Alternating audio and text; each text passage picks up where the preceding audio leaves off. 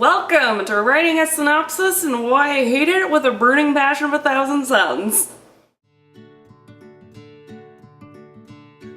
Good afternoon guys and welcome back to my channel. My name is Kat and today we're talking the dreaded synopsis. This is probably the worst part of creating your submission package, but it's a necessary one. So my first piece of advice is to write your query letter first. That way you have a great outlook on your story. You should know the more important plot points after you've written your query. And if you don't, you might have written it wrong.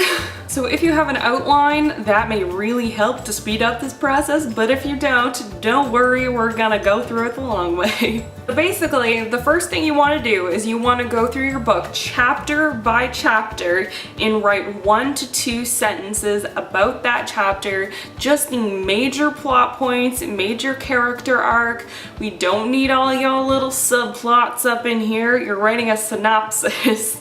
You're writing the basis for the story. So once you have all those sentences together, you probably have many pages. I know usually mine clock out to be around like 5 pages or so, double spaced. But now that you're done, go through it and eliminate what you don't need. Remember, stick to the main plot points, main character arc, stick to the main characters because you don't need to throw in all the little Susie Q's and Billy Bobs because nobody gives a crap. Once you've kind of condensed that down a little bit, you want to actually go through and you want to spice it up. Use active words, not passive phrases. Like, you want to go through and you want to make it really punchy. Like, you want to make it like a query letter.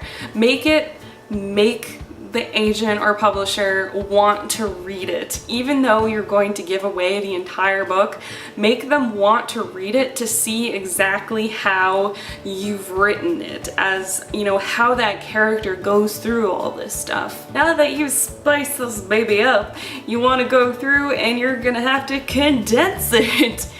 Yay! So fun! It's literally the worst part. Cause do agents want a 5-page synopsis?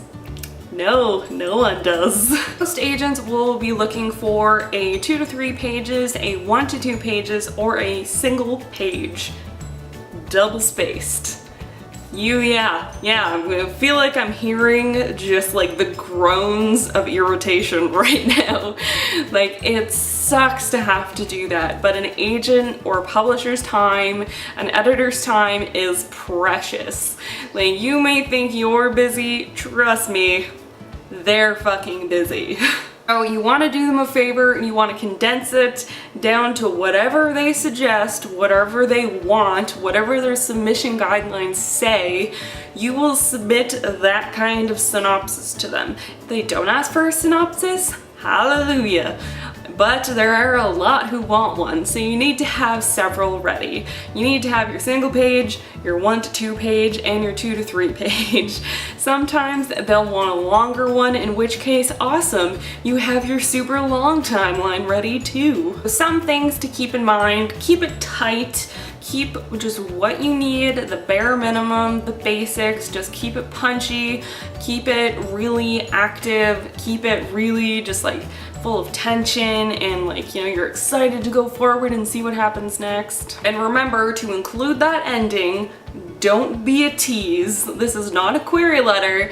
If you're writing a synopsis, you need to include the ending. I also highly recommend that you actually share it with your writer friends, both who have and who haven't read the actual book, because this way you'll get some objective kind of opinions about it and they'll give you a good idea of what you're ramping up to. I also recommend, if you're feeling really insecure or unsure about it, everyone does, and a synopsis isn't the most important thing you're gonna need, but if you really want to, there are some great prices out there from editors, professional ones, who will actually look over your synopsis, and they really fucking help. And a lot of them are pretty damn cheap for the amount of work they put into it. So once you've gone through all that, revise until it's as perfect as it can physically be.